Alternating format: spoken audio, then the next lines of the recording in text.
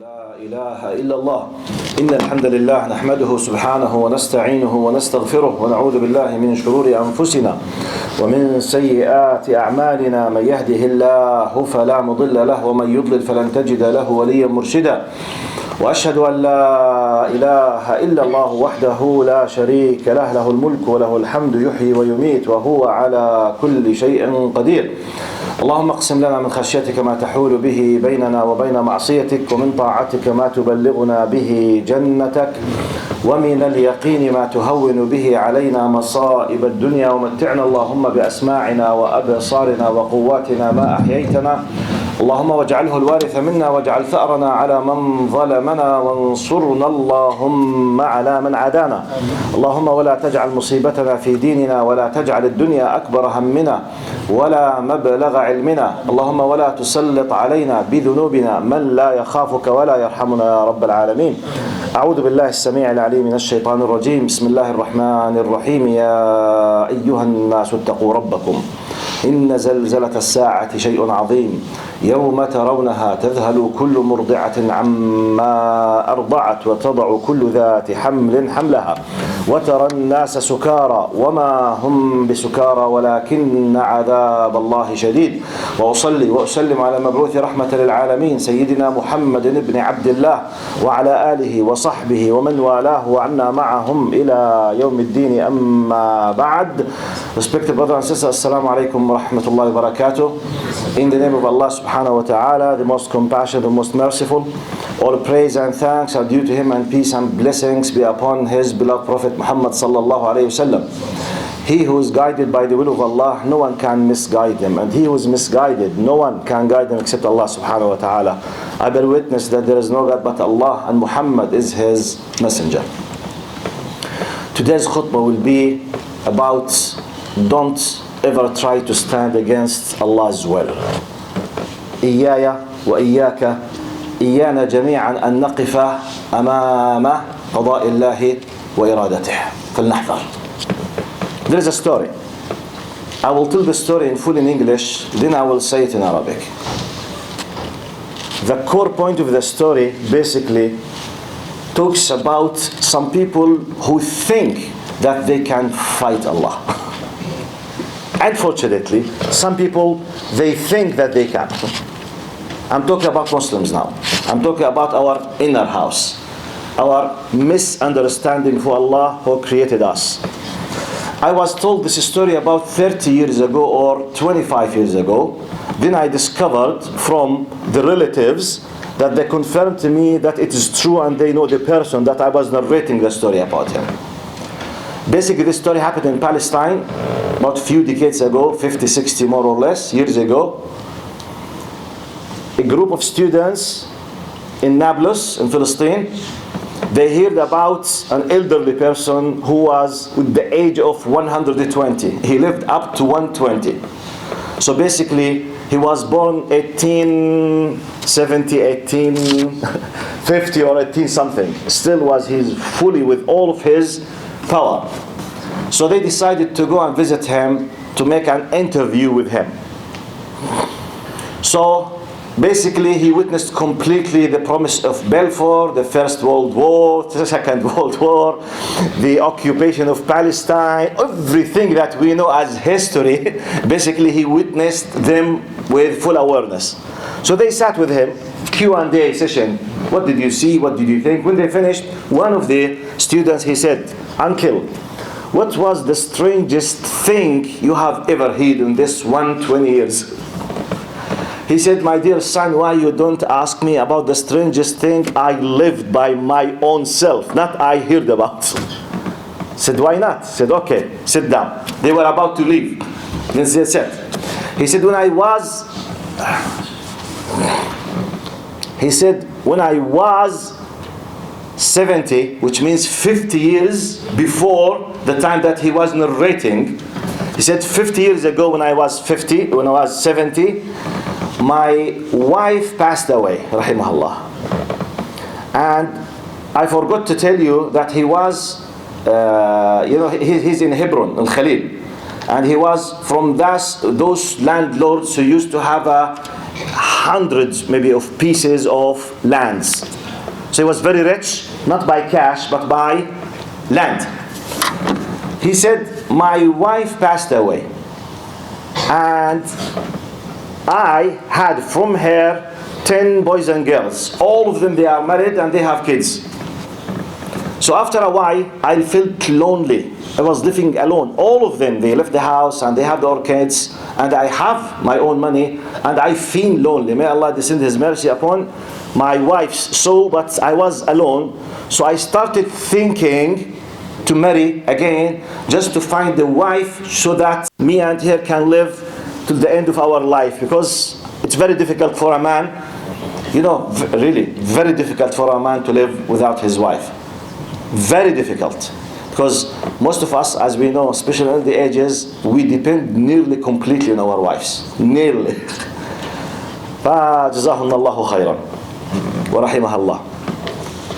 He said, they felt that I'm thinking about this. So all of them, they gathered themselves and they stood against me indirectly. They told me, my dear father, my sister will cook for you, I will take care of you, this will take you to the hospital, don't worry about this, blah, blah, such and such, which means, as they say in the Egyptian accent, وَلَا حَتَّى تَحْلَمْ بِهَا. Don't even try to dream about it, but indirectly, which means forget it. But what was the reason? They are afraid if he is married, new visitors will come, which means they will share the inheritance with them, and he owned a lot of pieces of land. They wanted just for themselves. So therefore they interfered in his own rights. It's his decision, his money, his need. So they stood against this and they prevented him practically. Because I think you can agree with me that someone who's 70, he can't go and search for a woman to marry, because basically he will be looking for a woman in the age of maybe 50 plus or around 60. He will not be looking for 20, just someone, to try to understand his age. Plus he needs to, spread the invitation cards. He needs to do all of these things. This needs a lot of efforts.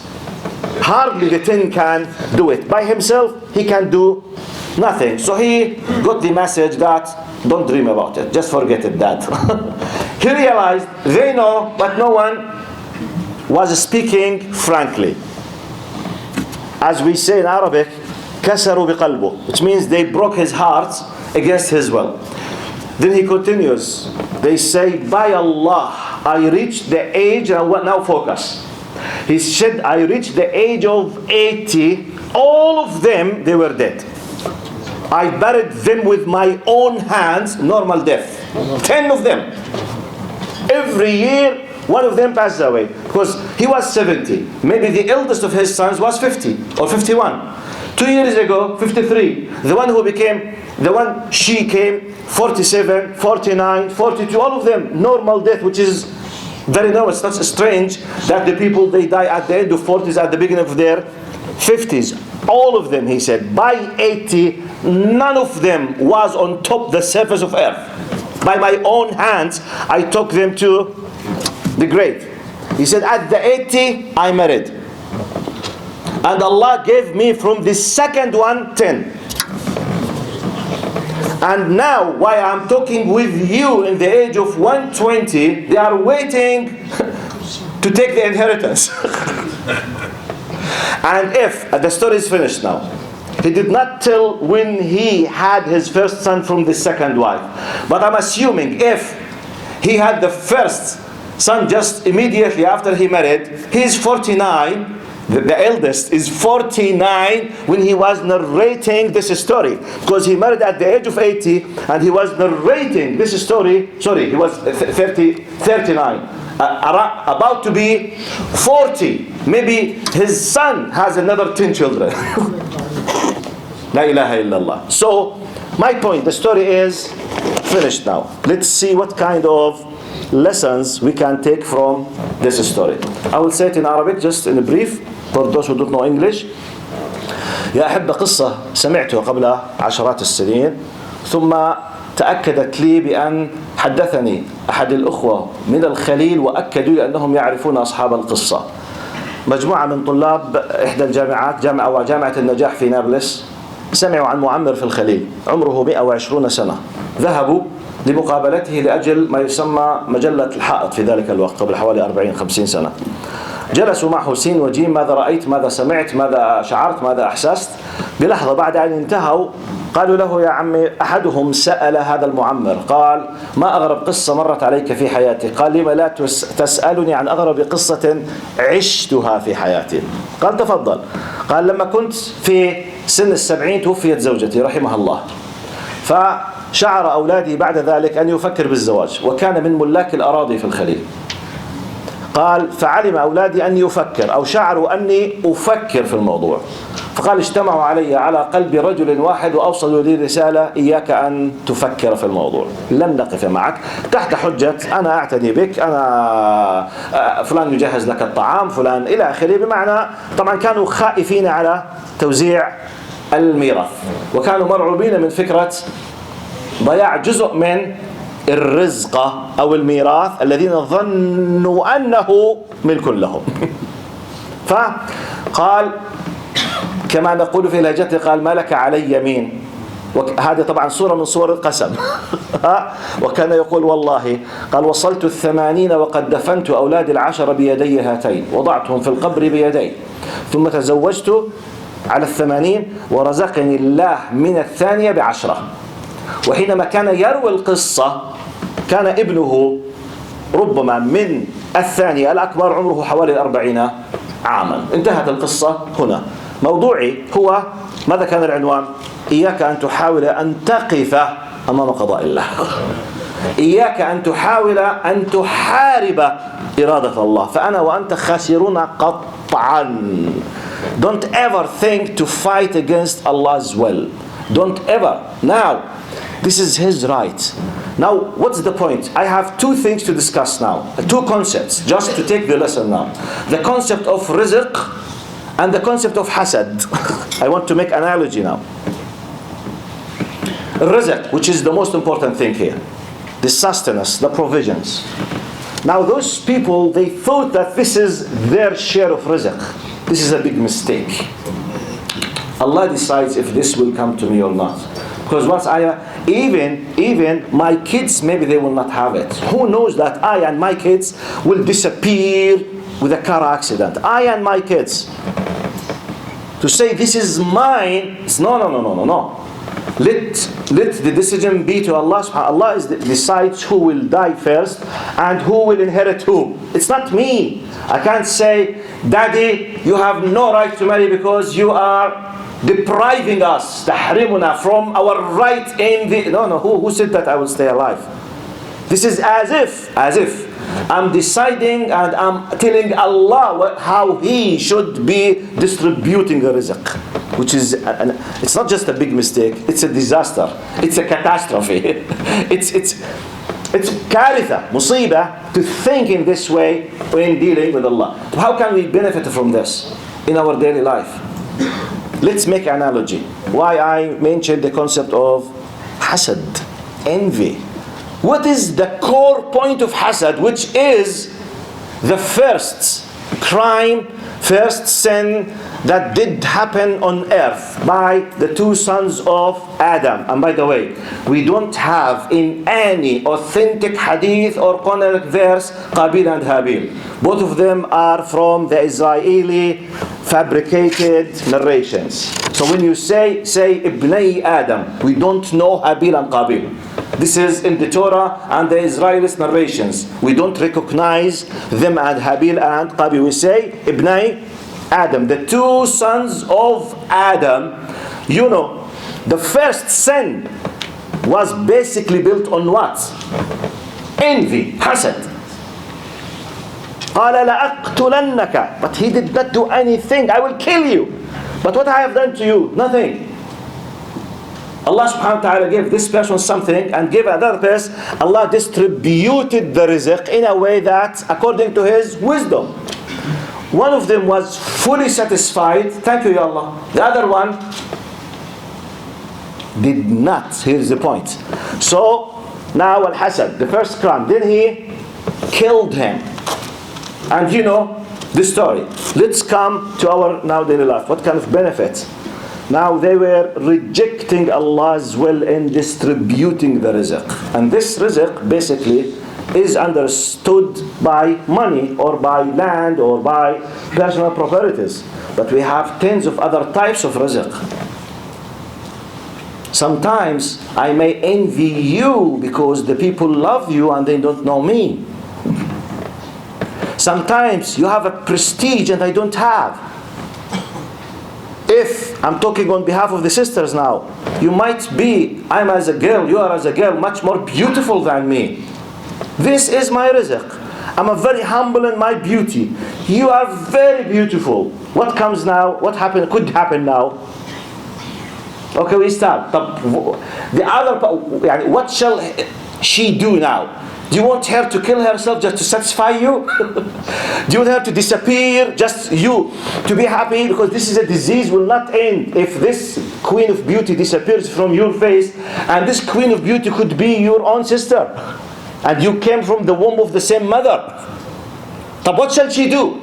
Do you want her to kill herself? Then you will be satisfied because everyone is praising her beauty but not talking about you. Be careful now. Here comes the faith now. She might be given the beauty. Yes, she's a queen of beauty. But not necessarily she received all kind of other rizq. Maybe you are much more clever than her. She's not. She's a queen of beauty with humble IQ.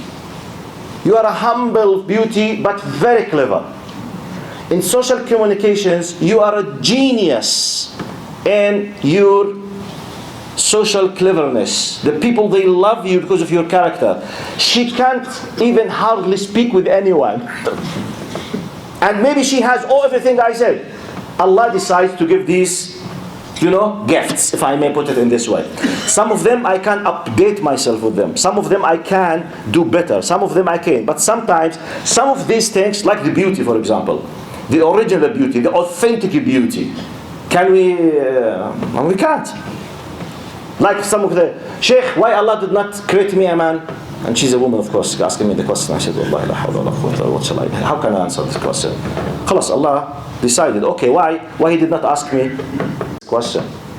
I was asked this question by a person. This is not about beauty. That's a sister, a male. He said, God, if God is just, why He did not take my permission before He created me? He said, how He will create you if He did not? How He will ask your permission if you are not created? Mr. Clever. How?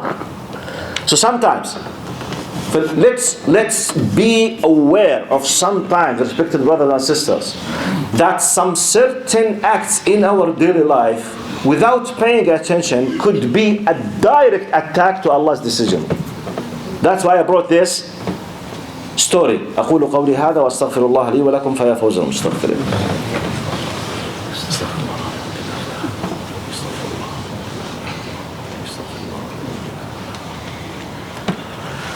إن الحمد لله نحمده سبحانه ونستعينه ونستغفره ونعوذ بالله من شرور أنفسنا ومن سيئات أعمالنا من يهده الله فلا مضل له ومن يضلل فلن تجد له وليا مرشدا. خلاصة الأمر باللغة العربية يا أحبة، قمت بقياس هذه القصة على مفهوم الرزق ومفهوم الحسد. هؤلاء الإخوة غفر الله لنا ولهم ظنوا أنهم بمنع والدهم سيحددون كيف يصل الرزق. خلاصة الفكرة التي أحاول إيصالها أن نحذر من غضب الله وأن نخاف من الاعتراض على قضاء الله سبحانه وتعالى في توزيع الأرزاق. ولذلك فتحت باب الحسد. والحسد هو عمليا إذا أردنا أن نفصله وإذا أردنا أن نضعه بالجزئيات الصغيرة هو اعتراض على الله في توزيع الأرزاق عمليا. يعني الباك اند الاند ريزلت if you want to analyze وتحلل الحاسد ما هي وضعيته، هو يرى توزيع الله للرزق ويعترض عليه باختصار، ويقول وكأنه لسان حاله كأنه يقول لست راضيا بحكمتك في التوزيع وأريد أن توزع كما أريد أنا، والعياذ بالله يتألى على الله. هذا هو الحسد. وتعرفون أن أول جريمة وقعت في الكون كانت في الكبر اللي هو إبليس. أول جريمة وقعت على الأرض الحسد بين ابني آدم. كانت النتيجة الله أعطى هذا شيئا أعطى هذا شيئا. ردة الفعل كانت قال لا أقتلنك. طب لم أفعل لك شيء؟ قال لا أقتلنك. طب ماذا أفعل لك يعني؟ أنت خلص لا أقتلنك، انتهى. لن أرتاح حتى. وهل ارتاح بعد أن قتله؟ فأصبح من الخاسرين. انتهى. وسجلت قصته إلى يوم القيامة ستقرأ وتتلى. وقال خلص انتهى الموضوع. فهنا أي نقطة البدء يا أحبة. نرجع إلى العقيدة. الله هو موزع الأرزاق، وخاصة فيما لا تملك فيه يدا. أنا أتحدث عن الأرزاق التي لا أملك فيها تغييرا، ولا أتحدث عن الأرزاق بمعنى مثلا لو كنت أنا ضعيفا في شيء بإمكاني أن أكتسب مهارات، أعطيت القدرة، هذا لا دخل له بموضوعي. I'm just talking now when discussing the concept of envy and to accept Allah's will. I'm discussing things that you can't change. Okay? I'm not discussing things that you have the power to do. Like if I have, for example, I'm weak in something and I can upgrade my skills. I can't claim, I say, Wallah, this is what Allah gave me, khalas. Allah, no. This is misunderstanding for Allah's law. But as I said, فرض أعطيت المثال أنا باللغة الإنجليزية على سبيل المثال، لو كان هناك أختان، أخت جميلة وأخت متواضعة الجمال، فإذا أرادت أن تنظر إلى توزيع الله، لماذا خلق الله أختي أو صديقتي أو صاحبتي أو ابنة عمي ملكة الجمال والكل ينظر إليها وأنا متواضعة الجمال، هذا اعتراض على توزيع الله. خلاص هي أجمل منك بالشكل، نقطة. هنا ننتبه إلى حكمة الله في توزيع الأرزاق. هي قد تكون جميلة أو أجمل منك، نعم، لكن أنت قد تكوني أذكى منها. هي قد تكون أجمل منك وأنت أذكى وأنت أكثر قدرة على التواصل مع الناس، بينما هي ضعيفة جدا. وقد لا ترزق هي إلا زوجا، يعني خلينا نحكي يريها كما يقول النجوم في عز الظهر، وأنت قد ترزقي زوجا صالحا رائعا. قد إذا كانت هي صديقتك for example، ربما هي ترزق عائلة سيئة وأنت ترزقين عائلة جيدة، فالتوزيع في النهاية عجيب، وهذه لا نملك فيها شيئا. إن أنا رزقت، if Allah gave me a good father and mother or a bad father and mother, what can I do with this? Is it something that I decided to do it? No, it's part of my fate. I have to deal with it because I can't change it necessarily. I can, maybe just slightly, but if I'm just 15 or 20, I have a very bad family with reputation that started tens of years before I was born. What can I do? What can I do? Compared with someone who was born to a family that has an amazing, beautiful reputation. This is something you can't control. It's part of your trial. جزء من امتحاني. جزء من how to deal with it. But I have other types of rizq. That one, excellent family, good reputation, no skills, low IQ. I have maybe bad reputation, difficult history, amazing character, very powerful skills. So at the end, with the things that we can't change, let's say Alhamdulillah. And here comes the last minute, the concept of Taslim, which is Islam. What is the definition of Islam? To submit yourself to the will of your Lord. This is submission. أسأل الله سبحانه وتعالى أن يجعلنا لنا من المسلمين فنكون بذلك مسلمين حقا. اللهم ارحمنا واغفر لنا واغفر بنا يا رب العالمين. اللهم ارحمنا فوق الأرض وتحت الأرض ويوم العرض عليك يا كريم. سبحانك لا نحصي ثناء عليك أنت كما أثنيت على نفسك. أنت المقدم وأنت المؤخر وأنت على كل شيء قدير. اللهم إنا عبيدك أبناء عبيدك أبناء إمائك نواصينا بيدك ماض فينا حكمك عدل فينا قضاؤك. نسألك بكل اسم هو لك سميت به نفسك أو أنزلته في كتابك أو علمته أحدا من خلقك أو استأثرت به في علم الغيب عندك أن تجعل القرآن العظيم ربيع قلوبنا وجلاء أحزاننا وذهاب همومنا وغمومنا يا رب العالمين. سبحان ربك رب العزة عما يصفون وسلام على المرسلين والحمد لله رب العالمين. إن الله يأمر بالعدل والإحسان وإيتاء ذي القربى وينهى عن الفحشاء والمنكر والبغي يعظكم لعلكم تذكرون. وأقم الصلاة.